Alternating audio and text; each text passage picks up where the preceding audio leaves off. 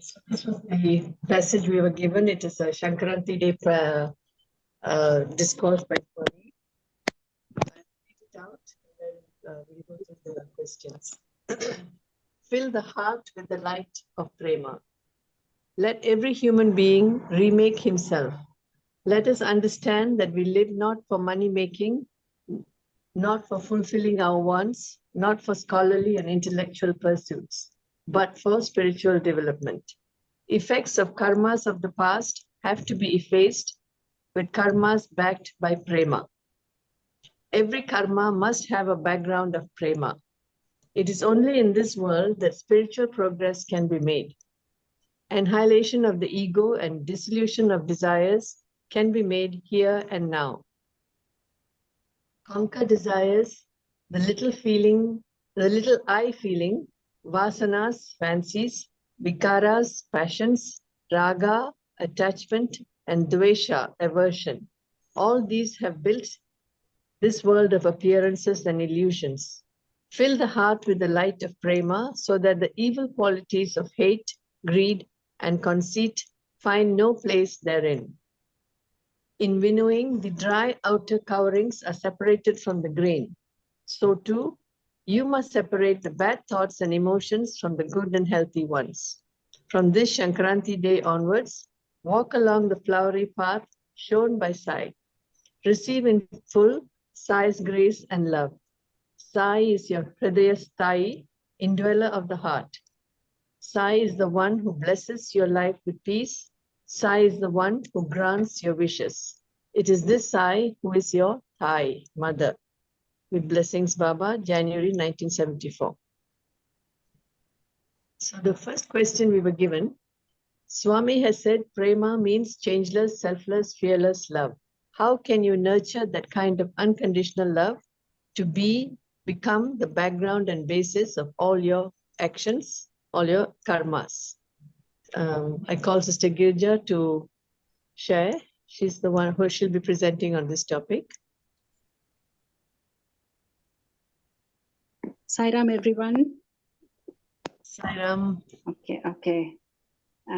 Sister Tara, you will have to help me change the slides later. Yeah. Okay, I'll do. Yeah. Okay, Sairam once again. Well, we saw the passage that was given to us, and here is the question number 1. Now, before we proceed, I would also like to read the words in this picture here, on screen. It says, Swami's true form was and is love. Attachment to the physical form of Satya Sai Baba might have more emotion than devotion because true love doesn't have any form. So this is the words in this quote here. These words, when I was looking for some pictures, seemed so apt for this question. Now, what I understand from this is that the cosmic consciousness, or shall we say the vibrational energy of the cosmos, of the universe, came down as Bhagwan Sri Satya Sai Baba took a name and form for a period of time. That cosmic energy, you see, it was there before this form of Baba took shape on earth. And that energy is there right now, as we speak, spread through all of us, working through all of us, all our actions. And it is there forever. So this is the simple understanding, or the simple reason why we say God is love. That isness, that means whatever that is there all the time, that isness is beyond a form and personality. And here in the quote, Swami says, prema is that very changeless, selfless, and fearless love. So this prema or love is ever present in all of us, all the time, through all of us, working through all of us. But But when we attach ourselves to the form of Swami, that physical form of God, as we know, then that will bind us with a whole lot of limitations of emotions and feelings. And that includes, that limitations includes all our experiences of life also. Some will have nice, some very nice, some happy, and some not so happy. So all these dualities exist when we limit ourselves with a certain type of love or a form. So this is the reason, as I understand, why we should also evolve beyond the form, beyond the personality, and also enlarge ourselves, just like Swami asked us to. Remember when Bhagwan used to call us all PREMA Swarupalara, that means we are that Swarupam, that very embodiment of that same love. That is our Lord. And then to remind us all, the song that Swami sang, love is my form. See, we take it all for granted as a, phrase, the so common a phrase, we take it for granted. So come to this question. This is the kind of love that Bhagwan, encourage us to nurture within ourselves as we speak. So this is exactly the kind of love that we, so to speak, that we must nurture in ourselves also, so that this prema or this unconditional love will become the background and basis of all our actions. That means all our activities, all our thoughts can only emerge from this source that is within us, that is latent within us.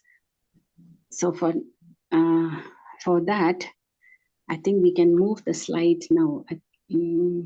Sister Tara, the next.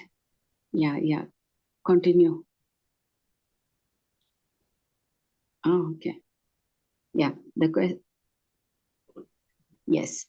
Now, when you look at that question again, how can you nurture that kind of unconditional love to be or to become the background and basis of all our actions? Now, the question now comes, how do we do that? Isn't it? So there is these two questions that came to me. Actually, the answer is revealed in the first sentence of our passage itself. Can we see the passage, Sister Tara? The first sentence, can you read that first sentence for me? Let every human being remake himself. Yeah, that's right. Understand, yeah, remaking himself. Yeah, that first sentence.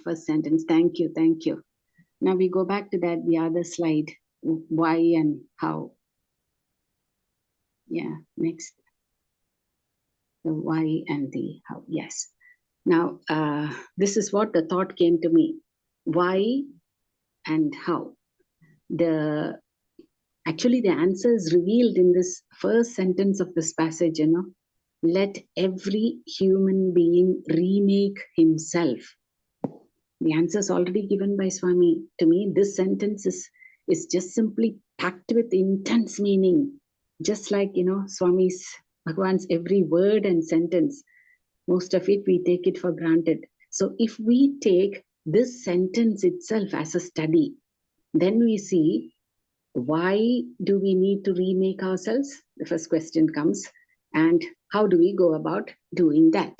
So, in fact, if we can find the answer for these two questions, why do we need to remake ourselves and how do we go about doing that, then that actually covers the quest, our pursuit of each one of us, on the spiritual path.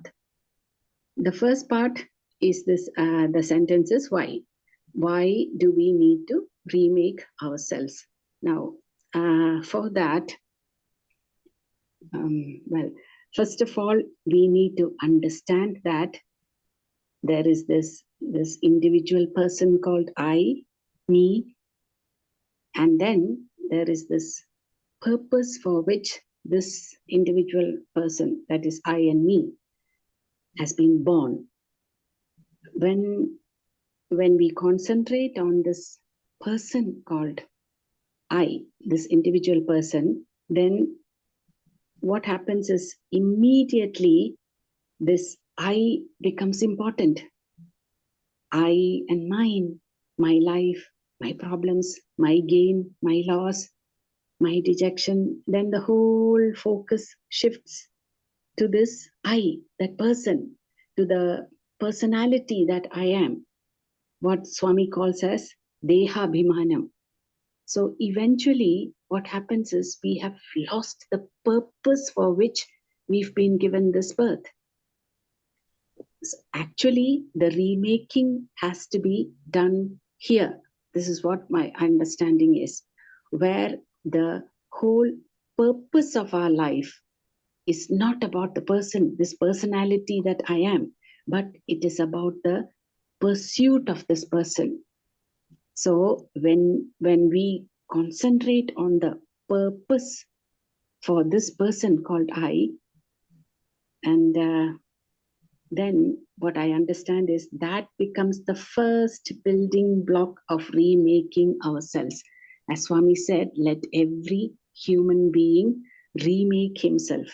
Once this whole importance is shifted from this person called I to the purpose, then truly, we begin to understand many things. The whole perception changes, that this birth, this human birth that we have received, is truly the result of many births before this, the result of a strong spiritual yearning somewhere before this. And that is actually the merit of God's grace. This dawning of this whole perception, the shift in consciousness, should give us the awakening that the focus should be on the purpose of this birth and not on this person. So the whole shift is from person to purpose for this person. Sister, I think we can change the slide now. Okay. Yes. Now, we had group discussions, and this happened on 20th of February 2024 in group 4 on these 3 questions that we've had for the passage. Now, these are the discussions that we have had with our group members. Okay, let me try to read this. So these are the answers for that first question on PREMA. Now the responses that we have received from our group members are here. Brother Rama, shall I read, Tara? Or do you want me to read? You're on a phone, right? Yeah. Okay. Yeah. The entire para is about self-transformation towards spiritual development. Life poses obstacles and battle to overcome these obstacles is through prema. The path of love will help us dissolve ego and thereby conquer desires too. And then he also gave another point. Karmas have to be crossed no matter what. With fear and doubt and having no faith in a higher divinity, the self, you are like an unguided person, not sure of how to overcome the problems. Here, Guru's grace, teachings, and blessings give us immense strength and confidence to face our problems, thereby developing prema. When we feed a hungry dog, there is no selfish agenda here. It is an instinct of love. We don't see the returns. This is how we nurture unconditional love. Sister Ferris gave the point. The Sai Gayatri mantra keeps me alert and always in the now to see God in all things all the time. Being less attached to worldly things is the key to developing more love. Attachment brings all 6 enemies. Sister Shamini shared, start the day with love, fill the day with love, end the day with love. This teaching and this satsang helps a lot these days to bring awareness. I have begun to evaluate myself with Swami's teachings. Will Swami approve of this? Very grateful to Swami for guiding and guarding. Shamini was able to identify with Swami's message as Thai, mother, as she returned after her own mother's Shraddh Puja.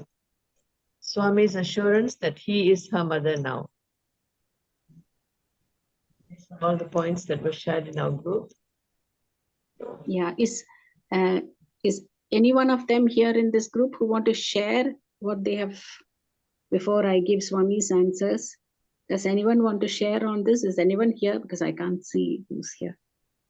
I just wanted to ask the Swami's quote, where he says that emotion and love, but he talks about emotion also doesn't have any form, isn't it? So why he's saying that only love doesn't have a form? Was it that first picture, brother? But yes.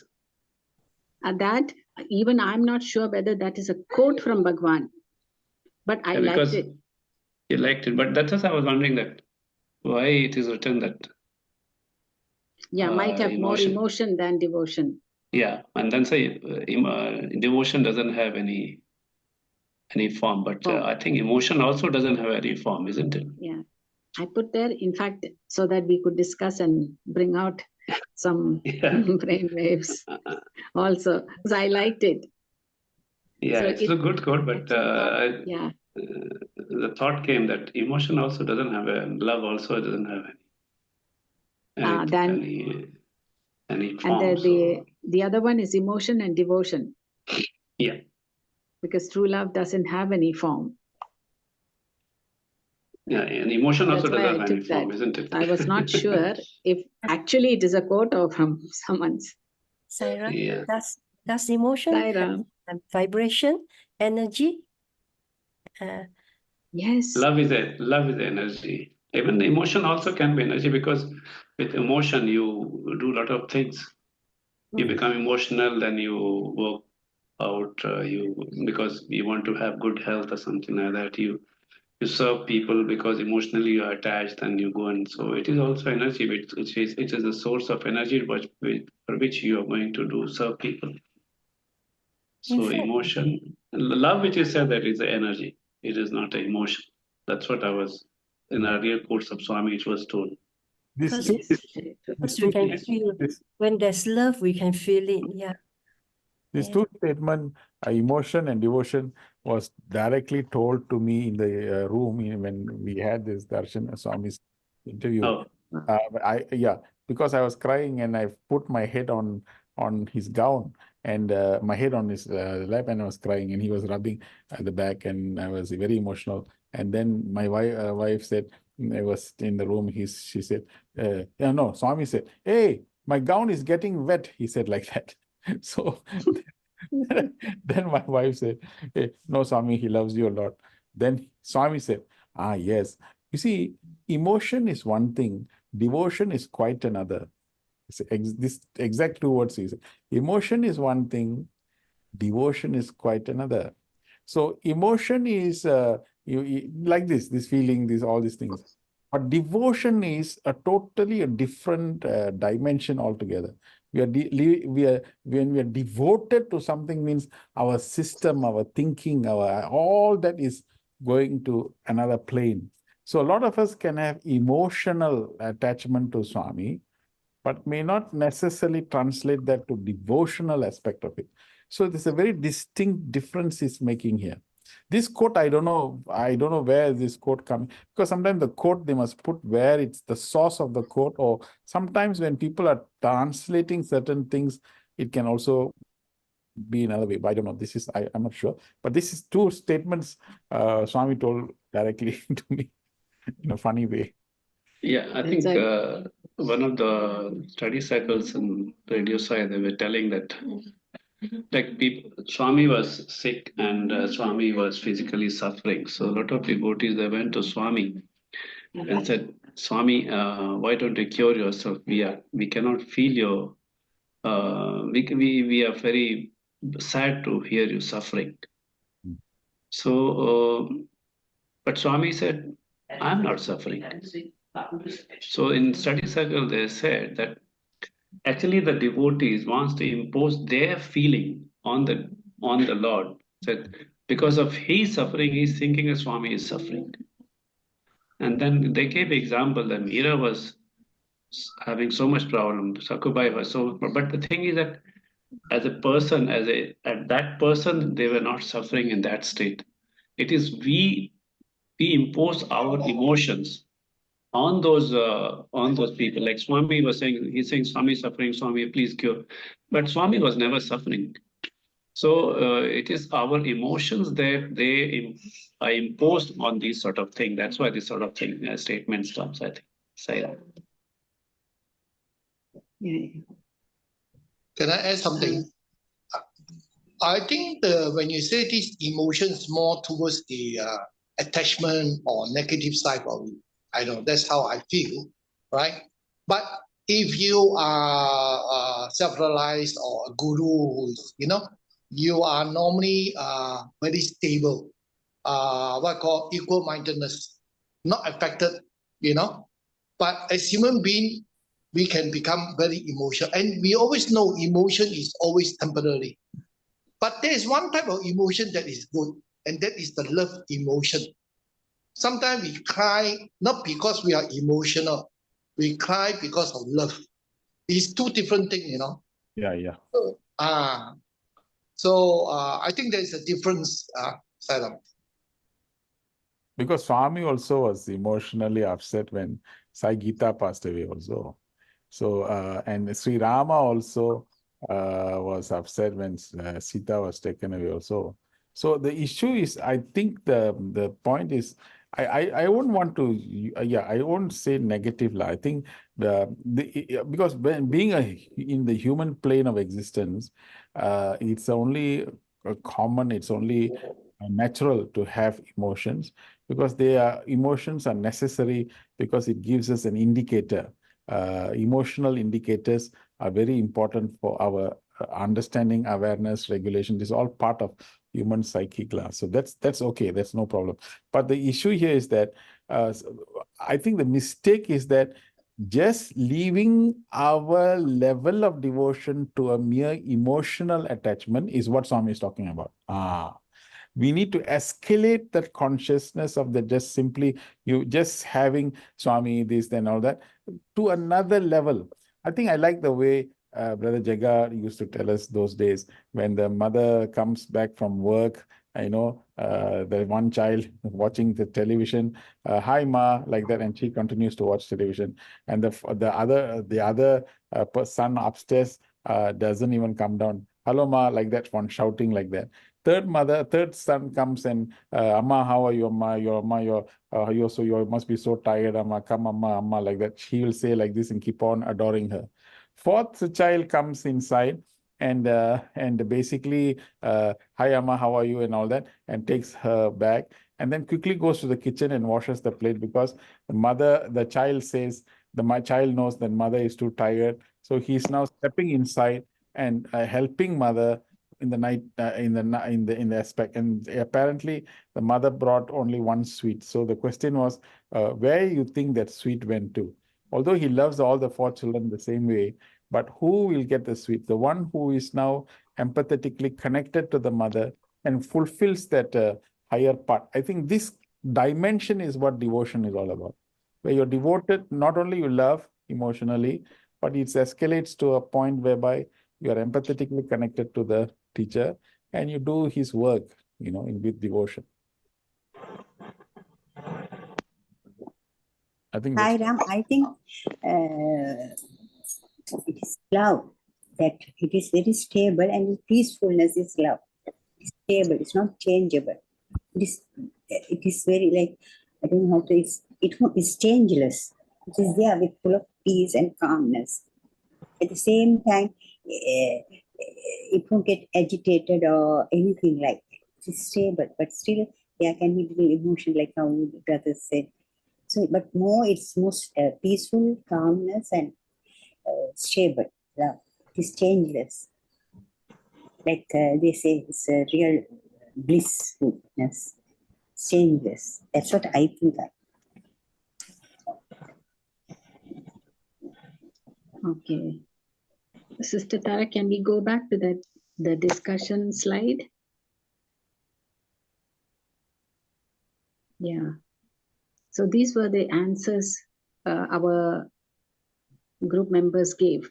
Does any one of them want to share here? Are you here? Sister Sharmini, Sister Saras? Brother Rama was already here, I know. Does anyone here want to share anything? Swami is not yet. Okay. Okay, then we'll go to the next slide. So this is the answers from Bhagwan.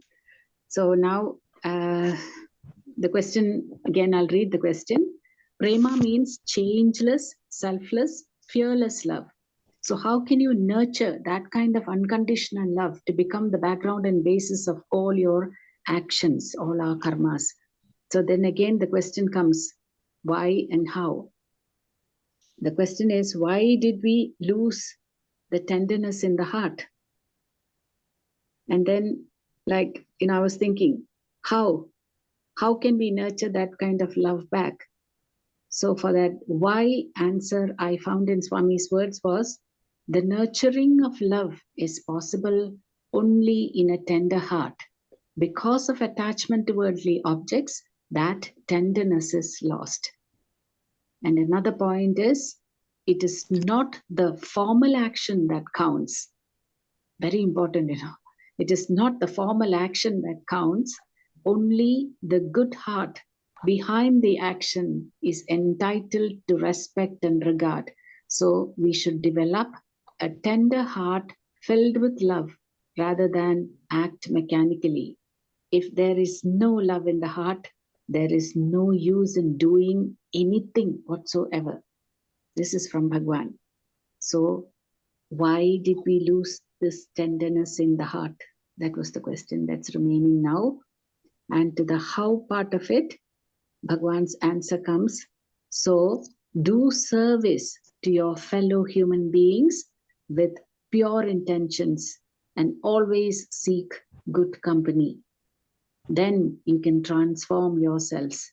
The evil traits that have grown through many lives and generations cannot be wiped away in an instant. So mix in godly groups, cultivate good habits and attitudes, and involve yourselves in good activities. I can tell you something, some of our group members said it is after coming to this satsang that has made such dramatic changes in their lives on the, what shall we say, on a lovely path, devotional, spiritual path in their lives. So this satsang is what Swami calls as good company. Then you can transform yourself. The evil traits that have grown through many lives and generations cannot be wiped away in an instant. So mix in godly groups, cultivate good habits and attitudes, and involve yourselves in good activities. So this becomes the how part of it. How can we nurture that kind of love back? This again can be discussed here. Brother Suresh, or shall we move on? No. I think it's very deep. Okay. So let's contemplate. Any comments from others, because this is a very deep aspect we need to. Yes. Yeah. I was just thinking that the first line, which is Swami says that tenderness is lost because of the. So I was just thinking that maybe you see a flower when it comes, or a fruit it comes, when it is tender, it is very soft and very, very attractive also. But then you see the rains and other thing covers it. So maybe something similarly is happening to our hearts when we react to the world outside, and these our reactions and our actions, makes it hard, means makes it more less sensitive to the people, and we harden ourselves. And that's what I think Swami is talking about here in this, I feel. Saira. How we began to lose the tenderness, isn't it? No, I think you know that after writing the Mahabharata, the whole Mahabharata, Vyasa stood there and he was very I mean, that is one of the biggest and the greatest epics of all time. You should be standing proud, you should be happy, you should be contented. But he was agitated, he was restless. Why that heart lost the tenderness? What happened? Because the characters he had to imagine, he had to write those characters down, he had to write those scenes down. Just by writing some of those scenes down, Vyasa was affected. Vyasa could not get fulfillment. Vyasa could not get connected. Now, if you look at it, this is actually the story of remaking the man. If you really ask me, when you are connected at the physical and the mental and the intellectual, all three were necessary to produce that entire epic. But when we continue to manifest our love for the things that we do only at the physical, mental, intellectual, you will find that everything will be just temporary, everything will not be sustained. So that is when he was advised that perhaps the best thing for you to do is now look at the bigger things. That is what you start writing the story of Bhagavatam. That is when he began to become more fulfilled. And then the writing says that one who wants to be more and more connected to the Atma has to read the Bhagavatam. So the remaking of the man is to unplug ourselves from the three dimensions of our existence, physical, mental, intellectual, which most of the time most people live on. And a remake means unplug and plug it back to the Atma. So the unplugging of from the three physical, mental, intellectual to the Atma is why he keeps reminding us, Atma Sarupalara, Atma, operate from there for heaven's sake, live from that plane of existence, understand things from that perspective, because that is the only plane of existence which is changeless, selfless, and fearless. That love, PREMA love, that love, actual definition of PREMA is only from the Atmic level. All the other levels, it gets filtered. There is some contamination that takes place, and we call it sneha, which is one word, love, vaira, valsalyam, and all the other different dimensions of love. But it's only when it comes from the Atmic level that this word prema actually should be used, because that is typically, Atma is changeless. Atma is selfless. Atma is fearless. You see, that is the attributes of those Atma. So that if you draw love from that standpoint, and then when Vyasa did that story, he got his fulfillment. Why? Because heart returned back to its tender state. It became softer, it became nicer, it became comfortable.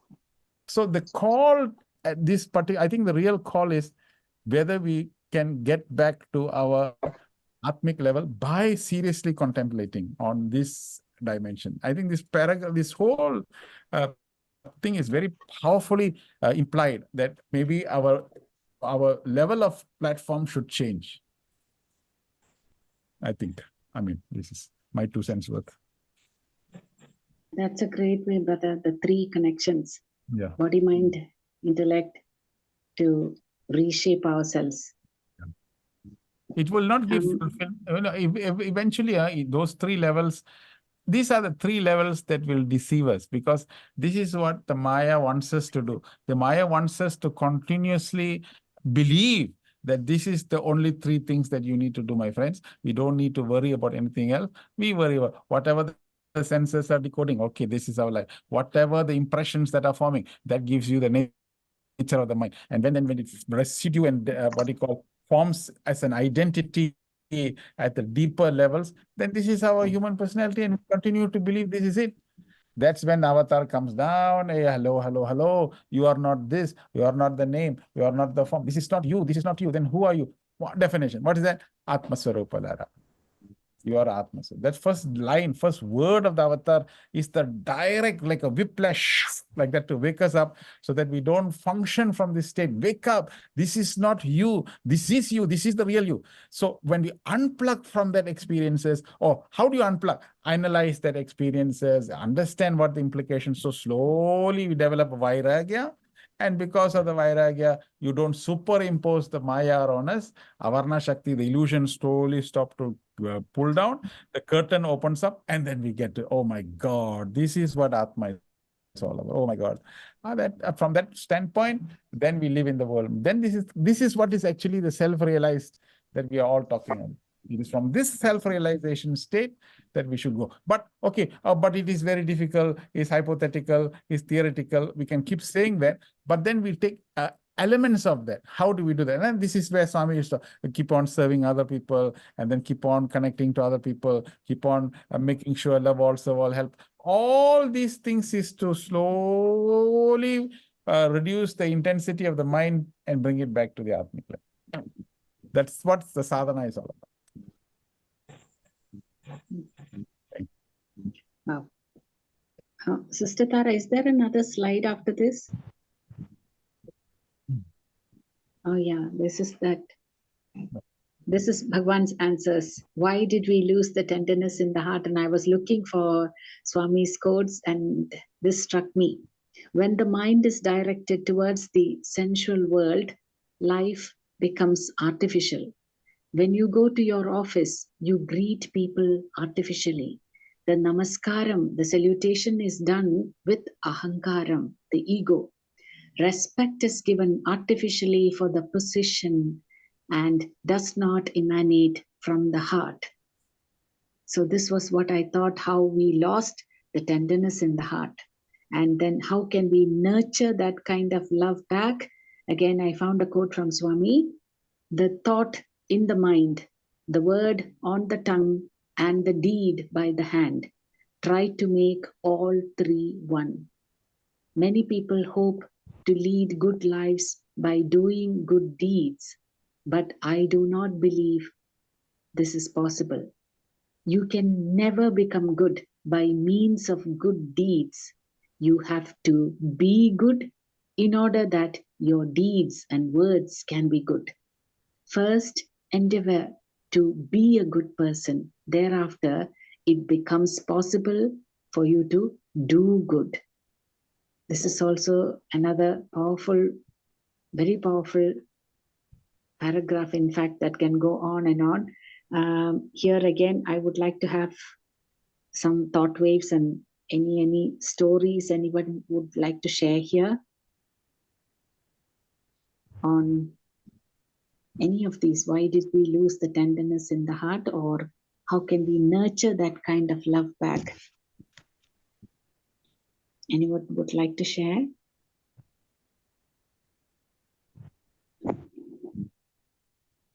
I think the line which is very good, which he said, many people hope to lead good life by doing good deeds. But Yes. it's I mean, we have come across people in our offices and everything. They like to go for seva, they like to do everything. But when they come to office and all, they'll be very harsh, they'll be back to the normal way of living. So this line gives me a very clear picture that you have to be good in order that your deeds and words can be good. So I think when we do the things with that feeling of love, I think our gestures, our looks, our speech, when you go to the beneficiary, when you go to serve, it really brings those emotions in the recipient, and they really get more than what the material thing is, the emotional and the mental balance. So this is a very powerful line which he said, that you have to be good in order that your deeds and words can be good. This is what I just thought came, so I said, let me share. Saira. when I was looking for this also, what really struck me was the second last sentence. You can never become good by means of good deeds. You have to be good in order that your deeds and words can be good. So this is what really struck me. First, endeavor to be a good person. Thereafter, it becomes possible for you to do good. So that be, do, tell comes here. I don't know if we have a time for this nice story after this. I'm not sure if we can finish that the story part of it. No, we have 9 minutes. You can finish. Okay, Sister Tara, this again. Well, I won't read from here. I would like to narrate the story. This is again, like Sister Jeannie said, again from the most difficult time on earth, the First World War. During this happened, I mean, a very difficult time and place, and when peace and love was definitely not there in people's lives. This was during the First World War, and there was so much of fear and unrest among people. This is the story of unconditional love, not for one time, but this writer called Frank Kafka, he lived during the period of First World War, and how this was written by him in one of the books. So when Sister Tara shared this, I looked it up, and this is the story. He is a German-speaking Jewish novelist. He's a writer. He is from Prague, Czechoslovakia Republic, and he was born in 1883 and passed away in 1924. I strongly believe that if all of us, we are reading and sharing this story in this satsang, it definitely because of the power of unconditional love that existed in the story, so it's true now. Now, I'm not going to read what's on the slide. That's for everyone to have, but I would like to really, give a gist of it here. So this writer, Mr. Frank Kafka, was unmarried and he had no family or children of his own. So one day during the time of World War I in Germany, this Frank Kafka was walking through the park in Berlin, and he happened to see a little girl crying, sitting on a bench. So upon inquiring why she was crying, the little girl told him that she had lost her favorite doll. So he asked her if he could help search for the doll. And the two of them, searched and searched the whole park, but no doll was found. So this gentleman, Kafka, he told her to meet him again tomorrow at the same place, and they can continue looking for the doll. So what happened the next day? This little girl came and they could not locate the doll. So, and then Mr. Kafka, he suddenly produced a letter to the girl, and he told her it's a letter he found written by the doll. So, I thought probably she was at the age when, they all believed in Santa Claus also. So this Mr. Kafka opened the letter and he read it to her. So, and the letter said, "Dear girl, please do not cry. I just took a trip to see the world. From now on, I will write to you about my adventures from my trips." So this is what he told her that the doll had written. So, and then thus there began a story about this writer, Mr. Kafka, and his meetings with the sad girl and letters from the lost doll. So this actually continued for some time almost until his life, which was not, very long life. He died soon after this. So the most interesting part of the story was that whenever this man met this little girl, he narrated wonderful stories and conversations apparently written by the doll in letters and from all the adventures around the world. So the girl slowly began to smile and, laugh and definitely trust him and looked forward to these adorable stories that, she actually believed her lost doll sent. So And this brought joy in her heart and, hope in her eyes. And as he went on to say, finally, one day, Mr. Kafka gave her, a doll, and he said, happily, your doll has returned back to you. Actually, what happened was he had saved up enough money, during war days, tough days, and he went and bought a doll for her. The little girl, she took the doll and said, this doesn't look like my doll, Mr. Kafka. And so Mr. Kafka gave her another letter written by the doll. And that letter said, I may look different now to you. That's because my travels have changed me. So the little girl, she anyway hugged the new doll and she happily went back with the doll home. So thereafter, what happened was there was no need, for them to go and look for the doll because she's already got a doll.